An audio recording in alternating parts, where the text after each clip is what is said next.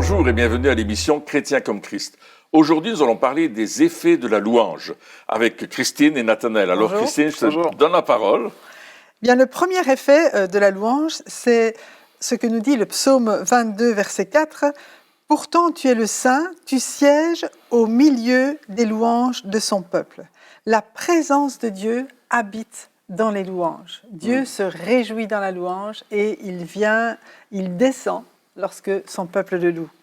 Oui, donc ici, c'est le mot siéger, c'est un mot un peu particulier qu'on utilise surtout lors de batailles, hein, un siège. Mais je pense que dans ce contexte-ci, ça veut dire autre chose. Oui, ça parle de trône. Ça nous dit que Dieu est le roi des rois, celui qui trône sur toutes choses. Il est le créateur des cieux et de la terre. Il a créé toutes choses. Et lorsque son peuple, lorsque les chrétiens le louent, Dieu descend habiter au milieu de leur louange. Il aime la louange. Dieu aime la louange. Il aime que nous chantions ces louanges. Donc, tu parles de trône, ça veut dire que on parle aussi de la royauté, donc de son règne. Oui, donc il établit quelque part ses règles, sa manière de fonctionner lorsqu'on commence à le louer. Il y a comme une atmosphère qui change. Il y a l'atmosphère qui change parce que la présence de Dieu descend. C'est pas seulement que Dieu règne dans les cieux, mais il vient régner sur la terre. Il vient vraiment au milieu de son peuple. Il dit au milieu des louanges d'Israël. Et c'est vrai que lorsqu'on est ensemble et qu'on loue le Seigneur, il y a vraiment cette présence de Dieu, parfois même ce poids de gloire qui descend et on veut juste rester là. Donc on parle plus, c'est plus qu'une sensation, le fait parce que souvent lorsqu'on dit sentir la présence de Dieu, c'est souvent interprété comme on a une sensation de bien-être ou quelque chose qui... Alors c'est vrai aussi, mais ici il y a quand même un aspect que Dieu vient et quelque part il change l'atmosphère, il change les choses qui sont en train de se passer. On parle de siéger, mais on pourrait parler aussi d'habitation, on peut parler du fait qu'il vient, il repose, il reste, hein, il habite, il demeure.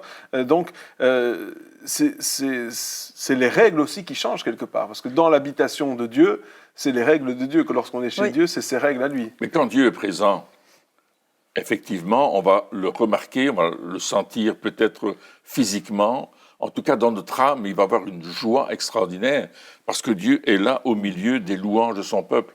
Et vous avez peut-être vécu ces temps de louanges, d'adoration, où tout d'un coup, c'est comme si vous étiez transporté dans une autre dimension. La présence de Dieu est tellement forte que vous savez qu'il est là et qu'il est en train de vous toucher, de vous bénir. Quand Dieu est présent quelque part, quand le roi est présent quelque part, il y a cette atmosphère de gloire qui est là et qui change nos vies, qui change tout notre comportement. Et donc, est-ce qu'on peut parler donc d'un changement dans nos vies qui est provoqué par cette présence de Dieu? Est-ce qu'on peut aussi parler d'un changement au niveau physique sur la ville, sur la région? Est-ce que ça va avoir un impact lorsque Dieu vient, ou est-ce qu'il s'arrête, est-ce qu'il est limité au mur de notre maison ou au mur de l'église? Je crois que ça peut avoir un impact beaucoup plus grand. Et ce qu'on vit aussi, c'est que dans cette présence-là, eh bien, c'est comme si, l'esprit prophétique, généralement, est libéré. Et il y a des paroles qui viennent directement du cœur de Dieu et qui viennent toucher les personnes ou qui viennent donner des directives qui, elles aussi, peuvent avoir un impact beaucoup plus grand. Parce que lorsque l'Église est impactée, le rôle de l'Église, c'est d'impacter aussi le reste de la société. Ouais, donc on est d'accord que lorsque notre but est de faire de voir la présence de Dieu être manifestée, c'est pas simplement pour que nous puissions nous sentir bien, être touchés, ce qui va être le cas de toute façon, c'est chouette. Hein. Mais le but aussi est d'avoir un impact sur notre société, sur notre entourage, sur les voisins, voilà, on veut pas garder. Le but de la présence de Dieu, c'est pas d'être confiné dans un lieu bien particulier, mais de se manifester autour. Alors, on peut dire que du temps d'Israël, lorsqu'ils étaient dans le temple, et c'est là que le psaume 22 a été probablement écrit ou en tout cas inspiré, ils ont remarqué qu'effectivement, quand il y avait cette louange, cette adoration, et puis il y a un texte de Chronique, je pense qu'on a déjà cité, et qu'on peut relire, où la présence de Dieu descend dans le temple et se propage à tout Israël. Mais je voudrais dire que nous sommes le temple du Saint-Esprit. Chaque individu qui a donné sa vie à Jésus, qui a reconnu qu'il était sauvé par le sang de Christ, est devenu un enfant de Dieu. Et la Bible dit, et Paul le dira aux Corinthiens, vous êtes le temple du Saint-Esprit. Ne savez-vous pas que votre corps est le temple du Saint-Esprit? Donc, gloire à Dieu. Dieu descend dans nos corps aussi. Et partout où il y a des chrétiens qui louent et qui adorent le Seigneur, la présence de Dieu est là. Imaginez maintenant que cette présence est dans toute une ville, dans toute une cité. Effectivement, ça va changer l'ambiance de la cité. Ça ne va pas s'arrêter au mur d'un bâtiment, mais ça va aller au-delà. Ça va toucher les grandes surfaces, ça va toucher les entreprises, ça va toucher l'école, ça va toucher l'université, ça va toucher là où nous vivons chaque jour, notre rue, notre voisinage. Et c'est cela que Dieu veut. L'effet de la louange, c'est ça que Dieu veut. C'est qu'il soit connu, reconnu, adoré et exalté. Hein. Et peut-être on peut lire ce texte de Chroniques. De Chroniques, chapitre 5, les versets 13 et 14, dit « À ce moment-là, ceux qui sonnaient de la trompette et ceux qui chantaient, s'unissant d'un même accord pour célébrer et louer l'Éternel, firent retentir les trompettes, les cymbales et les autres instruments, et ils célébrèrent l'Éternel par ces paroles. Il est bon, oui, sa bonté dure éternellement. Alors le temple, la maison de l'Éternel, fut remplie d'une nuée. Les prêtres ne purent pas reprendre leur service à cause de la nuée. La gloire de l'Éternel remplissait en effet la maison de Dieu. » C'est extraordinaire de voir ce que Dieu fait. Ici, c'est intéressant parce que il y avait des paroles qui étaient dites et qui avaient aussi un impact. Il est bon et sa bonté dure éternellement. Donc on parlait avant du sacrifice de louange. Oui. C'est de reconnaître la bonté de Dieu en chaque circonstance. Et ici, on voit qu'il y a vraiment un effet lorsque la bonté de Dieu est reconnue. Et l'effet est visible. Il y a cette nuée qui est là. L'effet est, on peut le sentir, parce qu'il est dit que les sacrificateurs qui faisaient cela n'ont pas pu rester dans cette présence, tellement le poids de la gloire était fort. Ils ont dû quitter le lieu. C'était trop puissant, trop fort, parce que Dieu était là. Ouais. Il était là. C'était la dédicace du temple de Salomon, et Dieu est descendu au milieu de ce temple, alors qu'ils ont célébré Dieu. Dieu a dit, voyez-vous, je viens habiter au milieu de vous maintenant. Oui, et puis dans ces deux passages, on voit qu'il y a une question d'unité aussi. Oui. Tu sièges au milieu des louanges de ton peuple, et ici, lorsqu'ils étaient ensemble et que d'un commun accord, donc il y a aussi un besoin d'unité lorsqu'on vient louer Dieu. Oui, parce que en fait, même par rapport à nous, nous sommes le temple de Dieu, et l'Église est le temple de Dieu. L'Église est le corps de Christ. Donc, il y a les membres qui doivent être en accord les uns avec les autres. Jésus dit, si 2 ou 3 s'unissent en mon nom, donc toujours d'un même accord, alors je suis au milieu d'eux. Lorsque le Saint-Esprit est descendu, ils étaient tous d'un même accord dans la chambre haute. Donc, c'est vrai que c'est l'unité du corps de Christ qui dit au Seigneur, ben, voilà, tu peux descendre, maintenant ton corps est uni, on veut voir ta présence se manifester. Ça montre aussi que quelque part on ne joue pas avec la louange, dans le sens où on ne peut pas se disputer avec tout le monde et puis louer Dieu comme si de rien n'était. Je pense qu'il y a aussi un besoin, enfin c'est impossible. On peut le faire. On peut le faire, oui. En façade, on fait semblant. En façade, pas. Voilà, donc il y a un besoin aussi, lorsqu'on reconnaît l'importance ou la sainteté de la louange, de dire, ok, si je vais louer Dieu, ça veut dire que je vais me mettre en ordre avant d'aller le faire. C'est ça. Oui, et puis c'est vrai ce que tu dis, mais je dirais que nous, en tant que musiciens, on n'est pas là pour faire la vedette. Oui. On est là pour amener le peuple de Dieu plus loin dans l'adoration, dans la célébration et dans le fait que Dieu siège au milieu des louanges. Et je me souviens d'une soirée prophétique que nous avions dans notre région ici. On était en train de louer le Seigneur, c'était une nuit même, ça durait jusqu'au matin. On était en train de louer, d'adorer le Seigneur. Et tout d'un coup, j'ai vu comme un brouillard arriver dans le fond de la salle. Et je me suis dit, waouh, qu'est-ce que c'est? On a laissé les portes ouvertes. On était en automne, chez nous, il y a beaucoup de brouillard. Je me dis, qu'est-ce que c'est que ce brouillard qui rentre dans la salle? Mais ce que je voyais, c'est qu'il arrivait par le fond de la salle. Et là où les gens étaient touchés par ce brouillard, les gens commençaient à rire, commençaient à s'exprimer beaucoup plus fort, à avoir une plus grande dynamique dans la louange. Et je me suis dit, mais qu'est-ce que c'est que ce truc? Et en fait, c'était la présence de Dieu comme la nuée. Est-ce que c'était la nuée? Je pense que oui, mais bon, elle était présente là. Et c'est pas la seule fois où j'ai vu ces choses. Tout d'un coup, cette nuée arrivait sur la salle et touchait les personnes. Et là, il y avait un changement d'attitude, un changement dans la louange, les cœurs s'exprimaient librement et il y avait de l'adoration, non pas pour nous-mêmes, on adorait vraiment Dieu, on était là pour Dieu. Et ça, c'est l'effet formidable de la louange. On est là pour adorer Dieu et lui, il vient au milieu de ces louanges-là parce qu'on l'adore d'un cœur sincère. C'est ça. Ouais, c'est ça, je crois que ce qui est important, qu'on avait déjà dit la fois passée, c'est que la louange réjouit le cœur de Dieu. Et le but de notre louange, c'est vraiment d'offrir ce culte à Dieu. La louange, c'est pas, on ne parle pas spécialement pour, je veux dire, amuser les autres ou quoi que ce soit, mais vraiment, c'est notre cœur qui s'élève vers Dieu et qui a pour but de réjouir le cœur de Dieu. Et quand le cœur de Dieu se réjouit, eh bien, il vient et il réjouit le cœur de son peuple aussi. Mais notre cœur, à nous, c'est quelque part, c'est la seule chose qu'on peut vraiment donner à Dieu, c'est la louange. C'est la seule chose qui est pour lui et on sait que ça lui fait plaisir, on sait que ça l'honore, on sait que ça le glorifie. Et c'est vraiment extraordinaire ce privilège qu'on a de pouvoir réjouir le cœur de notre papa. Ouais, et ça lui fait encore plus plaisir lorsque on vient ensemble, les enfants tous ensemble, qu'on est unis quelque part. Y a pas de, et dans ce texte aussi, on voit que la gloire de Dieu a rempli le temple et les sacrificateurs n'ont plus pu continuer à faire ce qu'ils avaient prévu. Le service, oui. Le service, il y avait la nuée, c'est parce comme que si la on était gloire dans le était brouillard, tellement forte. Donc c'est un petit peu comme si des fois on a aussi notre programme lorsqu'on vient louer Dieu. Et là, Dieu vient et il prend le contrôle du moment.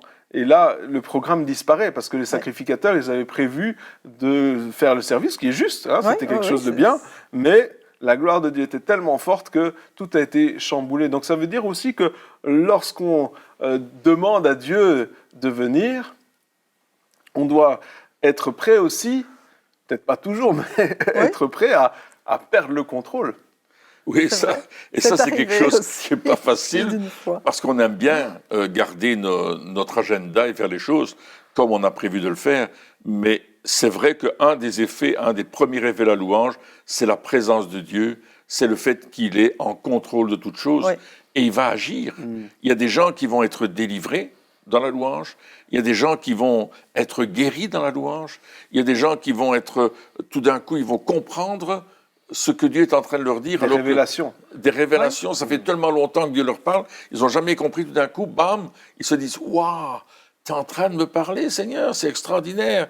Il y a des gens qui ont cette révélation de qui est Dieu et de comment il les aime, parce qu'il est présent au milieu de nous. C'est ça, en fait. C'est vraiment l'expérimentation de qui est Dieu aussi durant ces temps de louange. Oui, c'est Dieu qui s'exprime lui-même, qui, comme on vient de le dire, qui se révèle. C'est un cœur à cœur, finalement, avec chaque personne, et on ne ressort pas de ces moments, je vais dire, indemnes, sans être nous-mêmes transformés, sans avoir reçu quelque chose de la part de Dieu, une meilleure compréhension dans le bon sens du terme. Je veux dire, c'est pas seulement dans la tête, là, c'est vraiment tout notre être qui est impacté par cette présence de Dieu. Et c'est extraordinaire parce que l'effet de cette louange-là va aussi changer la nature de l'Église.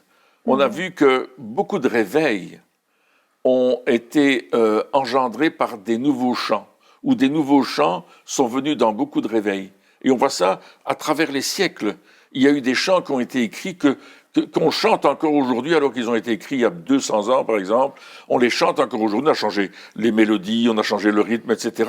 Mais les paroles sont là. Il y a toujours cet impact. Il y a de la musique qui va susciter la louange et l'adoration, qui va susciter la présence de Dieu. Il y a vraiment des atmosphères de louange. Donc il y a des chants qui sont vraiment inspirés de Dieu, qui sont moins pour quelque chose de particulier, pour amener peut-être certains chants ont un but, un mandat peut-être, pour ramener quelque chose de particulier de la part de Dieu. Oui. C'est vraiment des chants qui sont inspirés. La Bible dit « Je chanterai à l'Éternel un chant nouveau ». Et combien de fois est-ce qu'il n'y a pas de nouveaux chants qui sont nés comme ça dans la louange et puis après qui ont eu un impact qui s'est prolongé, mais au départ, c'était de Dieu pour ce moment-là. Et c'est vraiment extraordinaire que Dieu s'exprime lui-même par nos bouches à travers ces chants d'adoration des chants nouveaux, ça ne veut pas forcément dire avoir un chant avec des partitions, etc. Non, ça ne veut pas dire qu'on doit être un auteur, compositeur, ou même qu'on doit chanter juste. Quand on parle de chant nouveau, c'est ce chant qui, à un certain moment, émane, qui sort. Il sort du cœur. Et ça doit sortir. Et on n'a pas besoin d'être sur la scène pour chanter ce chant nouveau. Lorsqu'on parle de louange ici, on n'est pas en train de parler du groupe de louange. Absolument. On est en train de parler de la louange collective ou de la louange de tout un chacun chez soi à la maison. Donc, c'est vraiment cette attitude, quelque part, de louange. Ça peut être chanter, mais ça peut être parler aussi. La louange n'est pas forcément exprimée par les chants, ou ça peut être exprimé par des gestes aussi, par des danses. Donc, il y a vraiment toutes ces expressions de louange qui sont là, qui font partie du thème de la louange. On ne parle pas juste de jouer un instrument de musique. Tout à fait. Et on parlait de chant tout à l'heure, il y a un chant qu'on chante qui est universel, c'est Alléluia. Ouais. Il n'y a pas grand parole, c'est Alléluia. Et quand vous sentez ce chant-là, il y a toujours une onction qui vient d'une façon ou d'une autre. Même si vous le chantez mal, si vous le chantez faux, mais que vous chantez avec votre cœur, il y a cette présence. Parce que ça veut dire béni soit l'Éternel. Alléluia veut dire béni soit Dieu. Donc, à partir du moment où on dit, mais on va bénir Dieu, on va le louer. C'est ça le louer, c'est le bénir. Eh bien, il va descendre au milieu des louanges. Et moi, j'encourage vraiment tous les auditeurs et téléspectateurs de dire oui, on veut changer notre louange. On veut une louange où Dieu habite au milieu de la louange. Et ça, on peut le faire à la maison, on peut le faire là où on travaille, on peut le faire partout où on vit, dans notre voiture, et ainsi de suite. Mais on va le faire avec un cœur sincère. Et même si on ne joue pas un instrument, on va le chanter. Et on peut mettre un CD, on peut mettre une clé USB. Comme on l'a dit, ça dépasse le chant. Ça dépasse les paroles. Quoique c'est important, la mélodie, les paroles, tout ça, c'est important. Mais ça dépasse. Le plus important, c'est l'attitude de notre cœur lorsqu'on va louer Dieu. Exactement. Donc notre cœur, il s'exprime avec les moyens que Dieu nous a donnés à chacun. Comme tu dis, pour certains, ils sont doués dans la musique, mais d'autres, ils vont danser. Il y a parfois des danses qui sont inspirées, qui sont vraiment quelque chose de sublime, qui ne sont pas faites, même si ça réjouit, si on ouvre les yeux, on les voit, mais l'important, c'est que Dieu les voit. Et vraiment, quand on parlait de sacrifice, c'est un sacrifice à Dieu.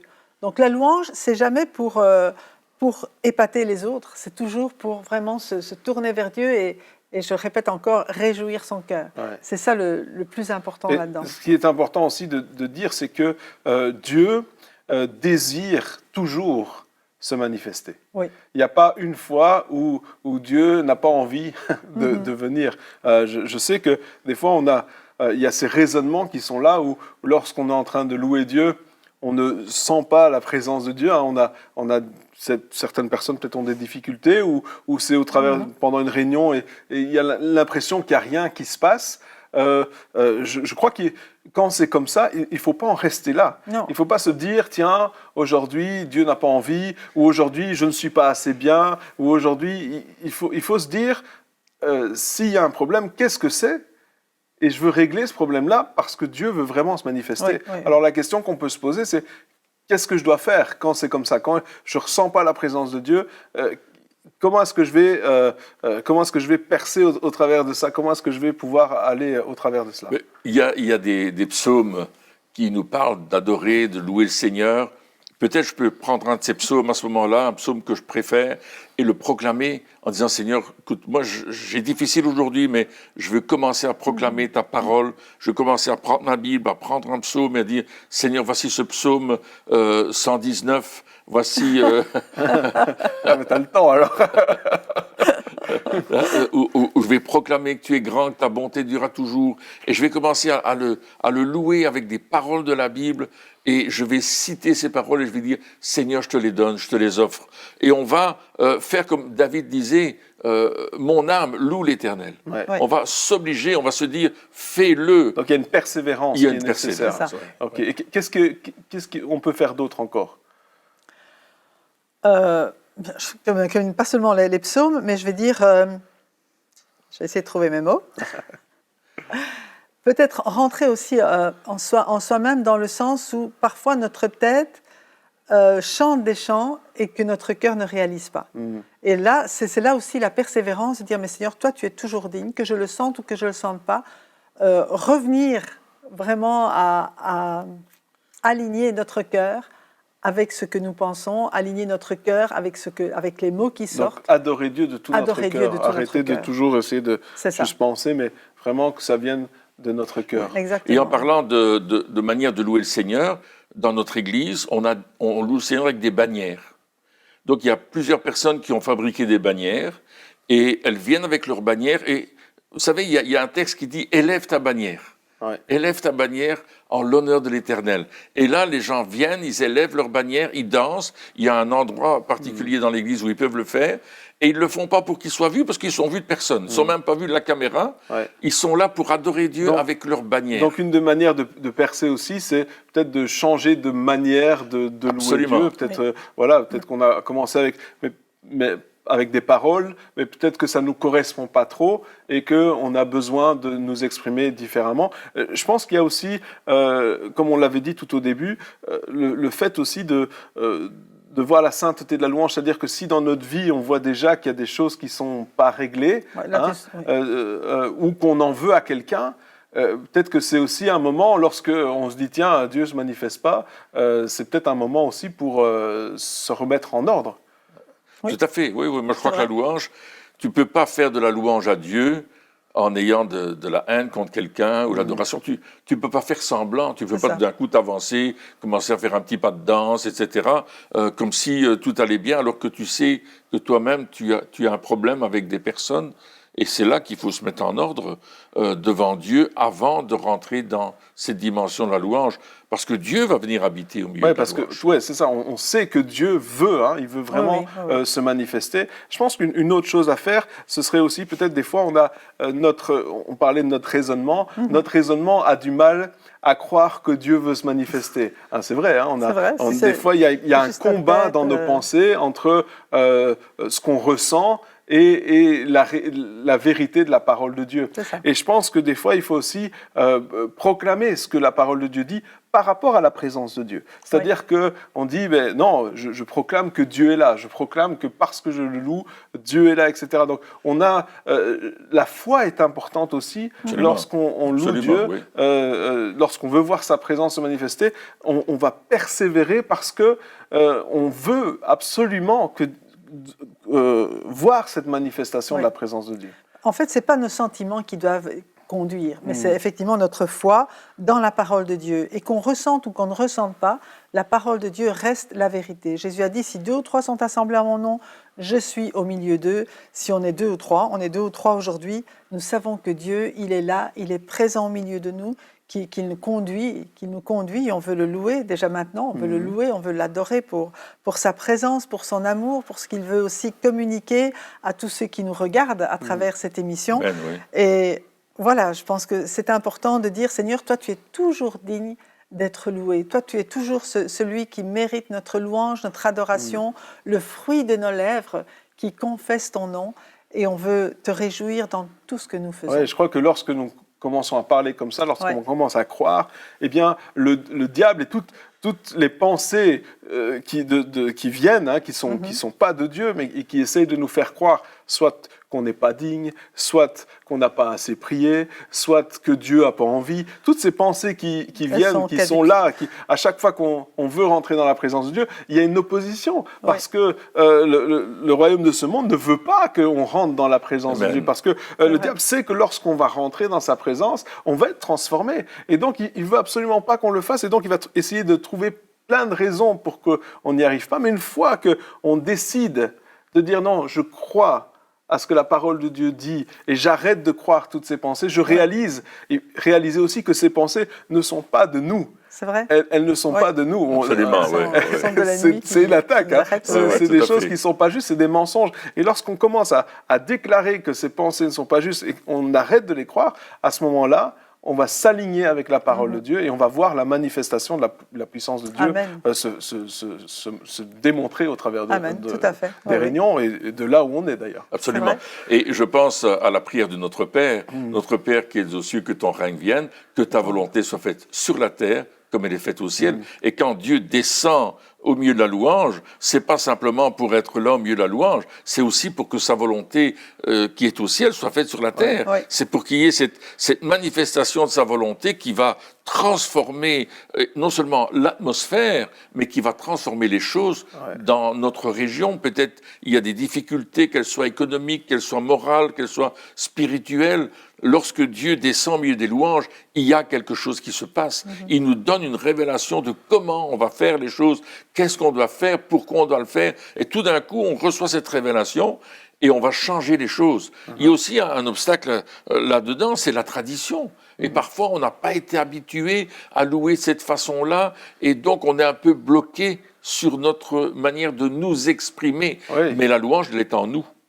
Par le Saint-Esprit. Oui, puis la tradition, des fois, peut-être qu'on a du mal avec le style de musique ou avec ces choses-là. Et il faut qu'on apprenne à dépasser cela, à dépasser un style, parce que les styles de musique, ils évoluent avec le temps. Et ce qui est à la mode aujourd'hui ne le sera pas du tout dans 20 ans ou dans 30 ans. Hein, ce qu'on aime, nos enfants n'aimeront pas forcément. Et donc, on doit dépasser aussi le style de musique pour pouvoir revenir au cœur de la louange. Amen, oui, au cœur de la louange. Au cœur de la louange, pour vraiment élever Dieu dans tout ce qu'il est, comme on vient de le dire, dans ce qu'il fait, en sachant que sa présence, c'est pas juste pour nous faire du bien, bien que ça va le faire, mais pour changer véritablement l'atmosphère. On doit s'attendre à une réaction surnaturelle à la louange. Oui, et en fait, c'est ce que Dieu veut. On lisait l'autre jour que Jésus disait « Ne jurez pas par le ciel parce que c'est là que Dieu habite, ni par la terre parce que c'est là qu'il pose ses pieds. » Et dans un autre passage, on dit « Les pans de sa robe remplissaient le temple ». Donc c'est vraiment aussi le lieu où Dieu aime être. Son désir, c'est d'être avec nous, c'est d'être en notre présence. C'est pas seulement nous, on veut qu'il soit là, mais lui aussi, il veut venir habiter, il veut, et pas seulement visiter, entre parenthèses. Il veut pas seulement nous visiter, il veut vraiment demeurer avec nous. Et on expérimente déjà cette présence quand on est dans la louange. Mais ce que j'aimerais dire, c'est que même si on ne continue pas à chanter toute la journée, mais Dieu, lui, veut rester, il veut demeurer avec nous. Il ne veut pas je viens et puis je repars. C'est merveilleux de savoir que Dieu veut être là à chaque instant parce qu'il veut se manifester à chaque instant et que l'on puisse voir le fruit de cette manifestation divine dans notre vie et au travers de notre vie, dans son peuple et au travers de son peuple. Dieu veut être présent et il sera présent à chaque fois qu'on va le louer et l'élever. Amen. Eh bien, chers amis, merci d'avoir suivi cette émission et puis on se retrouve très bientôt pour la suite.